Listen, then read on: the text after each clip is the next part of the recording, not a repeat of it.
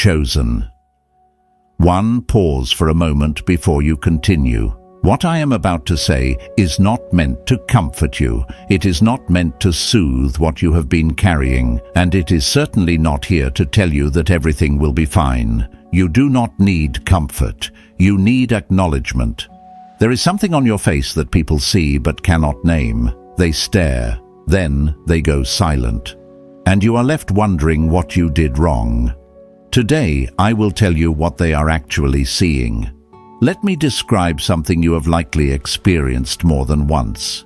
You walk into a room. You have not said anything yet. You are not dressed unusually. You are not behaving in any way that should draw attention. But something shifts.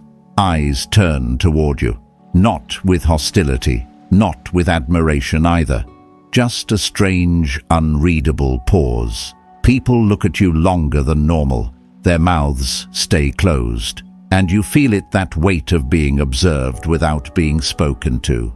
You check yourself, your clothes, your posture, your expression, but nothing seems off. So you move on, carrying the quiet confusion with you. This has happened enough times that you've started to wonder if something is wrong with you. I want to stop you right there. What they are seeing is not on the surface. It goes much deeper than that.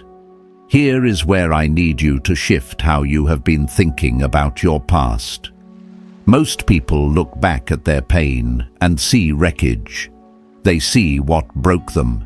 They see what they lost. They see what they wish had never happened. But I want to offer you a different lens. What if your past was not destruction? What if it was construction? Every experience you survived was not random. It was not wasted. It was material. Not material for a sad story. Material for a structure. Think of it like this. When architects design buildings meant to last, they do not start with decoration. They start with load and pressure. They calculate what the structure will need to endure. Then they design accordingly. Your life has been designed the same way. The nights you spent alone, the ones that felt unbearable, those were not punishment. They were foundation. The moments you were misunderstood when no one saw what you were really going through, those were not failures of connection. They were windows being placed at precise angles, allowing light to enter in ways that serve the whole structure. The times you broke and somehow still got back up, those were not just survival. Those were joints being formed, the kind that allow flexibility without collapse. I want you to hear this slowly. You were not damaged. You were constructed. What felt like being torn apart was actually being built from the inside by hands you could not see. In architecture, there is a concept called load-bearing walls. These are the walls that hold the weight of the entire building. You cannot remove them without risking collapse. They are not decorative. They are essential. Inside you, the hardest experiences you have lived through have become your load-bearing walls. They are the reason you can stand in rooms full of chaos and not fall apart. They are the reason people sense something steady in you, even when you're not trying to project it. You did not choose what happened to you. But the way you responded, the way you kept going when everything in you wanted to stop, that turned damage into structure. This does not happen to everyone. Some people break and stay broken. That is not a judgment. It is simply what happens when there is no internal process of rebuilding. But you broke and became something else. Not harder in the cold sense, stronger in the quiet sense. And that strength is now visible, even if no one around you has the language for it. Take a moment and think about one experience you believed you would not survive. Something that felt like the end of you. You are still here. That is not luck. That is architecture. That is evidence that something was being built inside you, even while everything outside was falling apart. This is what people are responding to when they look at you and say nothing. They are not seeing your clothes or your face in the ordinary sense. They are sensing the residue of what you have survived, a kind of gravity that does not demand attention but draws it anyway. They feel it. They just do not know what to call it. And now we arrive at the edge of something important. What you have built inside you is affecting how you move through the present. But there is more happening right now that we need to address. Something about the way you are seeing the world and how it is starting to exhaust you. That exhaustion you carry is not from working too hard. It is not from lack of sleep, though sleep has not come easily for a while. It is a different kind of tired. The kind that settles behind your eyes after being in a room full of people, even when nothing difficult was said. The kind that makes you need hours alone just to feel like yourself again. I need to ask you something directly. Are you tired? Not physically, but tired from seeing too much. You walk into a space and immediately sense who is pretending. You hear a conversation and know what is not being said. You look into someone's eyes and catch the pain they are hiding behind their smile. None of this is something you try to do. It just happens. And the problem is, you cannot turn it off. This is not overthinking. This is not anxiety making you read into things. This is the result of being calibrated to a different frequency, one that most people do not operate on. And that calibration did not come from nowhere. It came from necessity. It came from survival. Let me explain what I mean by calibration. Most people move through life receiving information at a certain bandwidth. They hear what is spoken, they see what is shown, they respond to what is obvious. But you, somewhere along the way, your system was tuned to pick up more. You started catching signals that others miss, not because you wanted to, but because you had to. Think back. Maybe you were the child who had to read the mood of the adults in the room to stay safe. Maybe you learned early that silence could be more dangerous than yelling, so you became skilled at sensing tension before it surfaced. Maybe you were betrayed by someone you trusted, and your system learned to detect inconsistency before it could hurt you again. This was not paranoia. This was adaptation. Your nervous system learned to scan environments for threats. Your intuition sharpened because the cost of missing something was too high. And now, years later, that survival mechanism has become a permanent way of perceiving. You do not just see rooms, you read them. You do not just hear people, you decode them. And while this ability has protected you many times, it has also started to cost you something. Here is where the weight comes in. When you perceive everything, you have to process everything. Your internal filter is working constantly. Every interaction becomes a flood of data that needs sorting. Who is being genuine? Who is performing? What is being said versus what is meant? What the energy in the room is doing beneath the surface. Most people walk away from a casual conversation feeling neutral. You walk away feeling like you just completed a complex task. This is not weakness.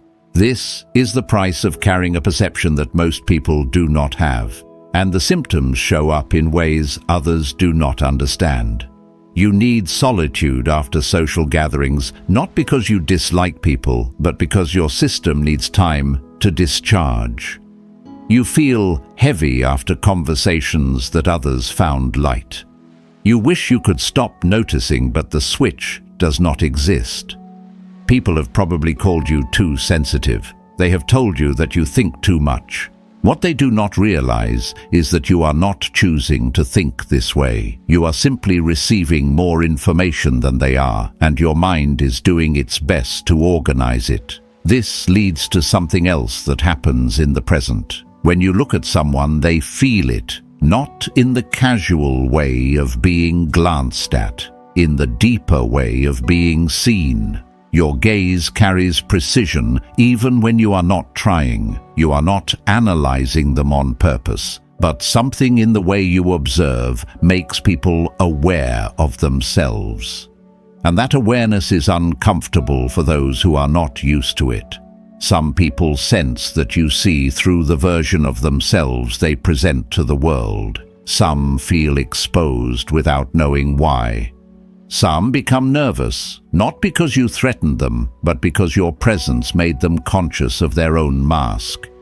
This is part of why people stare at you and say nothing.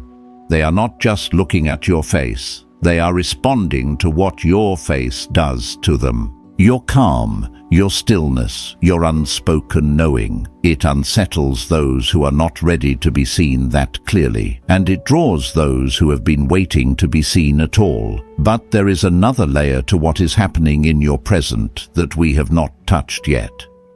It is not only that you see too much, it is that you no longer fit where you used to belong. The calibration that changed how you perceive has also changed what resonates with you. And that shift has consequences. There is a particular kind of loneliness that does not come from being alone. It comes from standing in the middle of a crowd surrounded by people you have known for years and realizing that something has shifted, not in them, in you. The conversations you used to enjoy now feel hollow. The places you used to belong now feel tight. The people you once connected with now seem to be speaking a language you no longer fully share. Nothing went wrong. No one did anything to hurt you. And yet the fit is gone. This is what misalignment feels like. It does not arrive with drama. It arrives with quiet discomfort. You find yourself pulling back from gatherings you used to look forward to. You notice that you have less to say in discussions that once energized you. You start needing more recovery time after spending time with certain people, even those you love. And the hardest part is the question that follows. You start asking yourself if something is wrong with you. You wonder if you are becoming difficult, if you are isolating yourself, if you have grown cold. But here is what is actually happening. You are not shrinking, you are outgrowing. And outgrowing is one of the most disorienting experiences a person can go through because nothing outside of you confirms it. There is no ceremony, no announcement, just a slow, quiet realization that what once fit now feels like wearing someone else's clothes.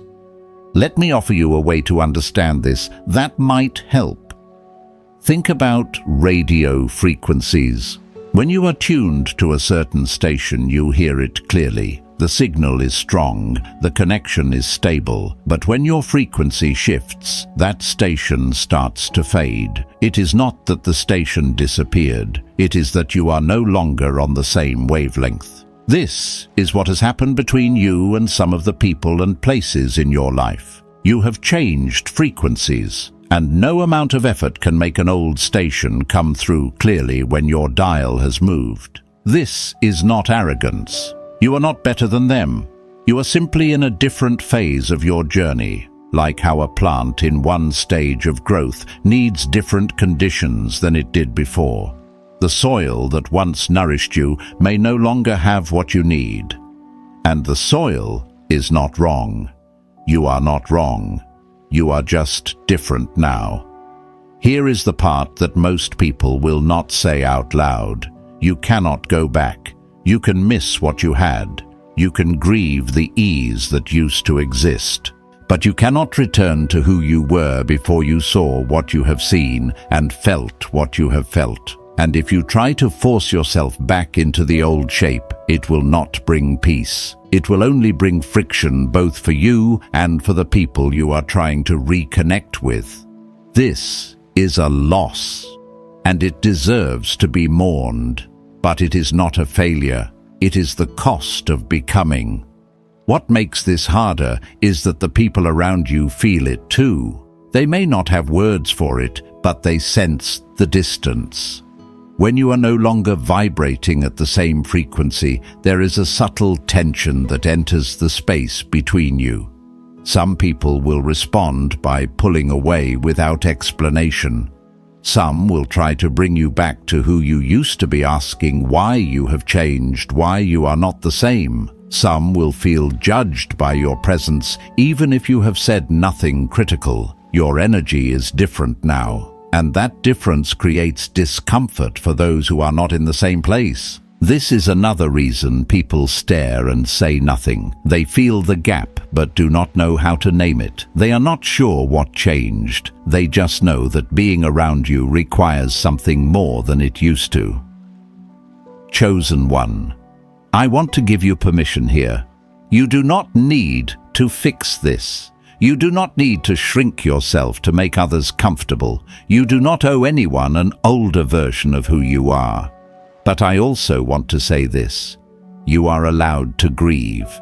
You are allowed to feel the ache of what is no longer.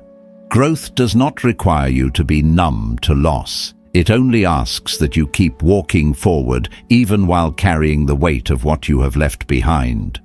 Now we come to the turning point. You have understood where you come from.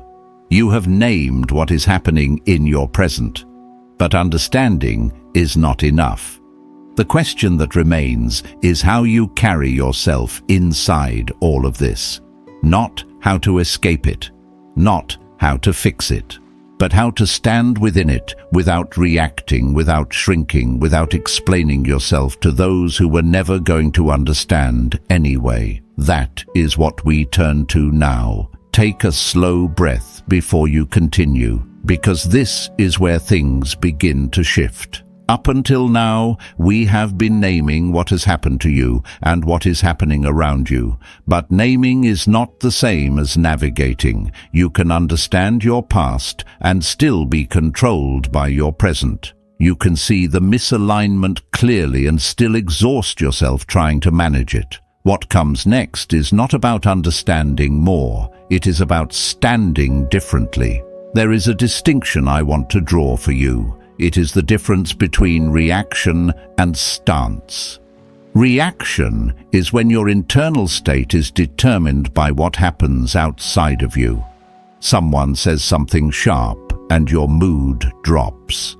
A situation shifts unexpectedly and your peace disappears. The environment changes and you change with it, not by choice but by reflex. This is how most people live. Their inner world is constantly being pushed and pulled by external events, like a boat with no anchor moving wherever the current decides. Stance is something else. Stance is when you hold your internal position regardless of what the outside is doing. Not because you do not feel anything, not because you have numbed yourself, but because you have built something inside that does not need external permission to remain steady. The difference between these two ways of being is not small. It is the difference between being lived by your life and actually living it. This brings us to a concept that may feel unfamiliar at first. Non-participation. I do not mean apathy. I do not mean detachment in the cold sense. I mean the deliberate choice to not engage with everything that invites your energy. Let me make this practical. Someone makes a comment meant to provoke you. You hear it, you register it, but you do not take the bait. You do not fire back. You do not explain yourself. You simply let it pass without giving it a home inside you. Drama unfolds around you. People are taking sides, raising their voices, pulling others in. You see it. You understand what is happening, but you do not enter. Not because you are above it, because you recognize that your energy is not owed to every situation that requests it. Someone tries to pull you into an argument about something that will not matter in a week. You decline the invitation without needing to justify your absence. This is non-participation. It is not running away. It is choosing where to place your weight. Here is what most people do not realize. In a world where everyone reacts, the one who does not react becomes powerful. Not powerful in the loud sense, powerful in the grounded sense. Your stillness becomes noticeable precisely because it is rare. When everyone around you is being swept up in the current, your ability to remain unmoved is not just personal preservation, it is presence. And presence has weight. There is a kind of silence that comes from having nothing to say. And there is another kind of silence that comes from choosing not to speak when you could. The second kind carries authority. People feel the difference even if they cannot explain it. This leads to something I call quiet disruption. When you stop reacting the way people expect, it creates a disturbance, not a loud one, a subtle one. People are used to getting a response. They are used to being able to predict how others will behave when provoked. But when you do not give them that response, something shifts in the room. They are left holding the energy they tried to pass to you, and that energy has nowhere to go but back to them. Your calm becomes a mirror, not because you are trying to reflect anything, but because the absence of reaction forces others to confront what they were projecting. This is part of what people are sensing when they look at you and fall silent. They are encountering someone who does not move the way they expect, someone who is not easily disturbed, and that steadiness without you saying a word asks them a question they may not be ready to answer. Why am I so easily disturbed? Why do I react so quickly? Why does this person seem untouched by what touches me? Let me be clear about something. Non-participation does not mean you stop feeling. You may feel everything more intensely than the people around you, but you learn to let emotion move through you instead of taking up residence. You learn to witness your own reactions without being enslaved by them. And over time, something shifts. You stop needing to respond to everything. You stop needing to defend every boundary out loud. Your presence begins to do the work that your words use to struggle with. This is not something you achieve once and then keep forever. It is something you practice every time you pause instead of react, every time you choose stillness over noise, every time you ask yourself whether this moment truly requires your energy. You are building the muscle. You are deepening the stance. But non-participation is only half of the transformation. The other half has to do with how you manage what you carry. Because choosing where to place your energy also means learning how to protect it. And that requires a kind of stewardship most people are never taught. There is a shift that needs to happen in how you think about what you carry. For most of your life, you may have believed that the light inside you was yours to do with as you pleased. That the energy, the insight, the depth you hold belong to you in the way that possessions belong to their owner. But I want to offer you a different frame. You do not own what you carry, you manage it. The difference between ownership and stewardship is not just semantic. It changes everything about how you move through the world. An owner can waste what they have. A steward cannot. An owner answers to no one. A steward carries responsibility. This is not a burden. It is a clarification. What lives inside you was not placed there for you to spend carelessly or hide completely. It was entrusted to you to be used with wisdom, distributed with discernment, and protected when necessary. You're not the source. You are the vessel. And vessels do not get to decide whether they are filled. They only get to decide how they pour. This understanding changes how you approach your energy. Think of your emotional capacity like a daily budget. You wake each morning with a certain amount, not unlimited, not inexhaustible. A specific quantity that must be allocated across everything your day will demand.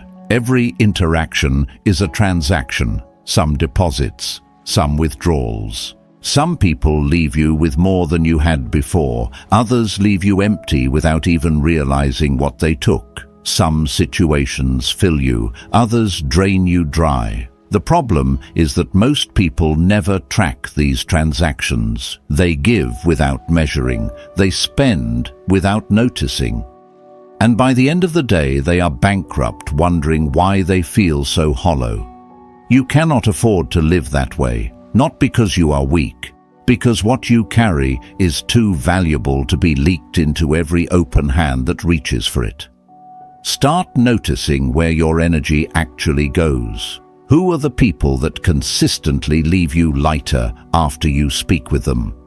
Those are deposits. Who are the people that leave you heavy, tangled, needing hours to recover? Those are withdrawals. What situations expand something in you, even if they are challenging? What situations shrink you, even if they seem harmless on the surface? This is not about cutting people off or becoming cold. It is about becoming honest.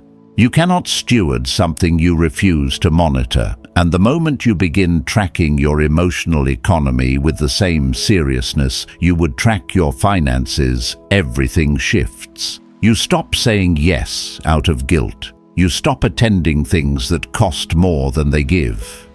You stop offering your presence to those who treat it as disposable. This is not selfishness. It is sustainability. A steward who gives everything away has nothing left to offer when the moment that truly matters arrives. Chosen. One here is what this leads to. When you begin to manage your inner resources wisely, something starts to align. The gap between who you are inside and who you present to the world begins to close. This is called coherence. It is the state where your inner truth and your outer expression match, where your words, your actions, and your values are not in conflict, where there is no mask, not because you are trying to be authentic, but because there is nothing left to hide.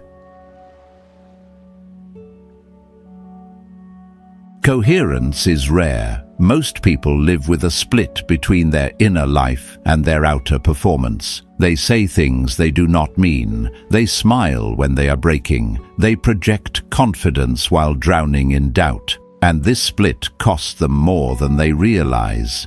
It takes enormous energy to maintain a false front. When you stop doing that, when inside and outside become the same thing, you get that energy back. But coherence does more than conserve your energy. It creates an effect on others. People can feel when someone is whole. They may not be able to explain it, but they sense it. When you are coherent, your presence becomes stable in a way that others unconsciously recognize. You become someone who does not need to convince. You do not need to perform. You simply are what you are, and that consistency creates a kind of gravity. Not the gravity of charm or manipulation, the gravity of substance. People lean toward you without knowing why. They feel steadied in your presence. They trust you before you have given them logical reasons to. This is part of what they see when they stare at your face and fall silent. They are not seeing a collection of features. They are encountering coherence. And coherence in a world full of fragmentation is startling. Now the foundation has been laid. You understand where your structure came from. You see what is happening in your present. You have begun to shift from reaction to stance, from careless spending to intentional stewardship. But there is still a question that has not been answered. Where does all of this lead? What is the point of building this internal stability, if not for some reward at the end? This is where I must be honest with you. I will not promise you a prize, but I will show you something better, something that does not depend on what the world decides to give you. I need to be honest with you about something that many voices will not say. There are countless messages that tell you because you are different, because you carry something others do not, a reward is coming, recognition, vindication. A moment when everything you have endured will be repaid in full. The world will finally see you. The right people will finally arrive. The doors will finally open. I am not going to tell you that. Not because it cannot happen, but because promising external outcomes is not something any honest voice can do. The future does not owe you compensation for your past, and waiting for that compensation puts you in a posture of waiting, which is the opposite of what you are being prepared for. So let me tell you what I can promise instead. Not reward. Capacity. Not what you will receive, what you will become able to hold. Capacity is not a prize handed to you at the end of a journey. Capacity is the journey itself, slowly expanding what you can contain without breaking. Think about what that actually means. The ability to sit with uncertainty and not panic. The ability to hold someone else's pain without needing to fix it immediately. The ability to wait without losing your center. The ability to be misunderstood and still remain clear about who you are. The ability to love without requiring love to be returned in the exact shape you gave it. These are not small things. These are the qualities that separate those who are crushed by life from those who can carry it. Capacity does not arrive suddenly. It is built in silence through every moment you chose to stay when everything in you wanted to leave. Through every situation where you held your tongue instead of retaliating. Through every night when you sat with your own chaos and did not let it spill onto others. You may not have noticed it happening, but something in you has been expanding. The container that holds your emotions is larger than it was 5 years ago.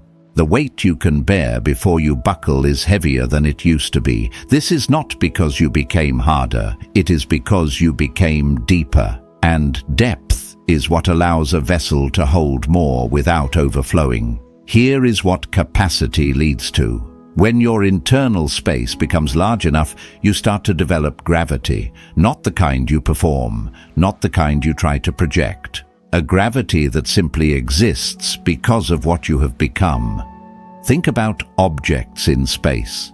The larger and denser an object, the more gravitational pull it has. Other objects are drawn toward it naturally without the larger object doing anything. It does not chase, it does not reach. It simply holds its position, and the pull does the rest.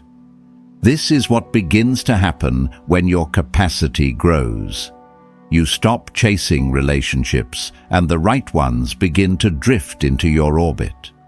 You stop forcing opportunities, and aligned ones start appearing with less effort.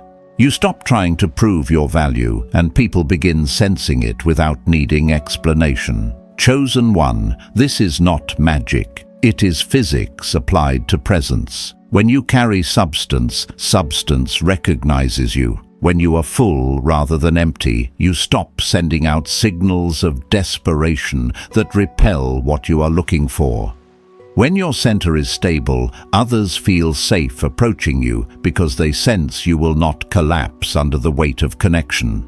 This gravity is part of what people see when they look at your face. They are not just observing features. They are being pulled by something they cannot name. A density in you that their system registers before their mind catches up. They stare because they are caught in a field they did not expect to encounter. They say nothing because language does not work fast enough to explain what is happening in that moment. I want to make something clear. Gravity does not mean everyone will be drawn to you. Some people will feel your weight and retreat, not because you did anything wrong, but because your presence asks something of them that they are not ready to give. The same gravity that attracts aligned souls will repel those who are not meant to stay. This is not rejection. It is filtration. And it is happening on your behalf, even when it feels like loss. Let it do its work. Do not dilute your substance to keep people who were never supposed to remain. The gravity you carry is not a flaw. It is a function. It draws in what belongs and releases what does not. And the more you trust that process, the less you will need to control who comes and goes. So no, I will not promise you a reward. But I will tell you this.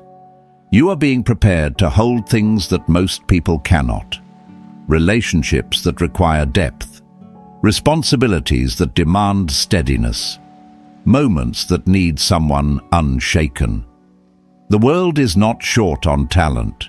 It is short on capacity. And capacity is exactly what has been forming in you through all the fire you thought was only burning you down. But capacity alone is not enough. You also need something to stand on when everything around you shifts. That is what comes next. Not more ability, but a kind of stability that nothing external can take from you. Capacity gives you space to hold what comes, but space alone is not enough. You also need ground to stand on, not ground that the world provides, because that kind can be taken. Ground that exists inside you beneath every shifting circumstance. This is what we turn to now. Not how much you can carry, but how firmly you can stand while carrying it. Let me be precise about what stability means. It does not mean your life will stop changing. It does not mean difficulty will stop arriving. It does not mean you will reach a place where nothing shakes anymore. That place does not exist, and anyone who promises it is selling you something that cannot be delivered. Stability means something else. It means you stop being shaken by the shaking. The external may move, but your internal remains anchored. Think about a tree in a storm. A rigid tree, one that refuses to bend, will snap under pressure. But a tree with deep roots can bend without breaking. It moves with the wind and returns to center once the wind passes. That is stability, not resistance to movement, but the ability to return to yourself, no matter how far the storm pushes you. What does this look like in actual life? When bad news arrives, you feel it fully. You do not pretend it does not hurt, but you do not collapse into it either. You absorb the impact and remain standing. When plans fall apart, you adjust without losing your sense of direction. The map changed, but your compass did not. When people around you spiral into panic, you become the one they look toward, not because you have answers, but because something in you is not spinning. This kind of stability is not taught in any classroom. It is built through every moment you chose stillness over chaos. Every time you held yourself together when everything invited you to fall apart. God was not removing difficulty from your path. He was using difficulty to drive your roots deeper, and now when the surface shakes, something in you does not move. Anointed one. There is a second element that works alongside stability. It is called resonance. Resonance is not about convincing anyone of anything. It is not about explaining yourself until others understand. It is about vibrating at your own frequency and allowing those who share that frequency to find you. Think of two tuning forks calibrated to the same pitch. When you strike one, the other begins to hum without being touched. No force is applied. No persuasion is needed. The match is simply there, and the resonance happens naturally. This is how your relationships and opportunities are meant to work. You do not chase. You do not beg for alignment. You hold your note, and what matches will respond. The people who are meant to walk with you will not need lengthy explanations of who you are. They will feel it before you finish your first sentence. Something in them will recognize something in you, and that recognition will be enough. The people who cannot resonate with you, no matter how many words you offer, will remain unmoved. And that is not a failure. That is simply physics. You cannot force resonance. You can only be true to your frequency and trust that the right ears will hear it. This saves you enormous energy. Energy you used to spend convincing people who were never going to understand. Energy you used to pour into relationships that required constant explanation. When you trust resonance over persuasion, you stop working so hard to be seen. You simply are what you are, and those who are tuned to receive it will. This brings us back to the beginning. Why do people stare at you and say nothing? Now you have a fuller answer. They are feeling your stability in a world that is mostly unstable. They are sensing your resonance, even if they do not share it. They are caught in the gravity of someone who has capacity they do not yet have. They are encountering coherence in a sea of fragmentation. They are looking at a face that carries the evidence of everything we have talked about, the architecture of survival, the calibration of perception, the stance of non-participation, the stewardship of energy. All of it is there written in your presence, and their silence is not emptiness, it is overwhelm. They are receiving more information than their system knows how to process. So what remains? Only this stance. The way you hold yourself inside of everything, not what you say, not what you do, but how you are. Stance is the sum of everything you have built, the structure from your past, the discernment from your present, the transformation you have walked through, the capacity and gravity now forming in you. Stance is what remains when everything else is stripped away. And here is what I want you to understand. You do not achieve a stance once and then keep it forever without effort. Stance is something you return to, again and again. Every morning, every challenge, every moment that invites you to abandon yourself, you choose it again, and in that choosing, it becomes more solid. Now we come to the final movement. Not more concepts, not more explanations, just a return to the image we started with, a face that cannot be explained, and a quiet understanding of what it actually holds. We have walked a long path together, from the architecture of your past, through the exhaustion of your present, into the transformation that is forming you, and toward the future that is not a reward, but a becoming. Now we return to where we started, to the stare, to the silence, to the question you have been carrying longer than you may realize. Why do people look at you and say nothing? Now you know. What they see on your face is not something that can be explained in casual conversation. It is not a single trait. It is not an expression you are making. It is the visible residue of everything you have survived and everything you are becoming. They see the load-bearing walls that were built in seasons no one else witnessed. They see the calibration of someone who learned to read rooms because safety once depended on it. They see the misalignment of a person who has outgrown old frequencies and now moves to a rhythm most cannot hear. They see the stillness of someone who has learned the art of non-participation, who no longer reacts to every invitation for chaos. They see the coherence of someone whose inner world and outer presence have begun to match. They see the gravity of capacity that was built through fire.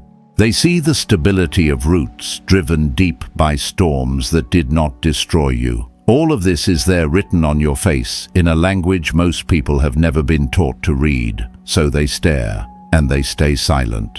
Because what else can you do when you encounter something you have no words for, chosen one? I want to speak directly to the different parts of your journey now. To your past, I say this. What you walked through was not a mistake. It was not wasted time. It was not punishment for something you did wrong. Every moment of pain was material. Every breaking was part of a building. And you built well. Not perfectly, but truly. The structure inside you is sound, not because nothing broke, but because you kept rebuilding with whatever you had left. That is not weakness. That is mastery disguised as survival. To your present, I say this. The exhaustion you feel is real. The loneliness of no longer fitting is real. The weight of seeing what others do not see is real. But none of it means something is wrong with you. You are not too sensitive. You are not too much. You are not broken in some way that needs fixing. You are in transition, and transitions are supposed to feel unsettled. You are not falling apart. You are being rearranged. And the discomfort is evidence that something is shifting into a truer shape. To your future, I say this: I will not promise you applause. I will not promise you reward.